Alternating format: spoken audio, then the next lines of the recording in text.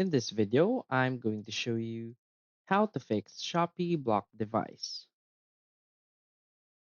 So please watch the video until the end and follow this tutorial step by step to avoid making mistakes. So let's get started. So the first thing you want to do is go to Shopee and log into your account. Now from here, click on your account in the upper right corner of the screen and select My Account.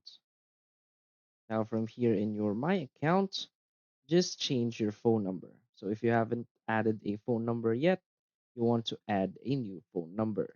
So if you have added, you want to change your phone number. So here, just verify by email link. Just verify yourself first.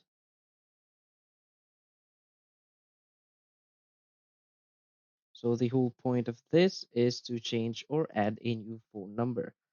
By doing this, we can unban ourselves or block our devices.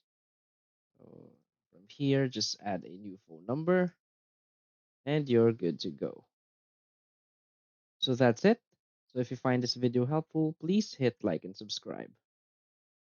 Thanks.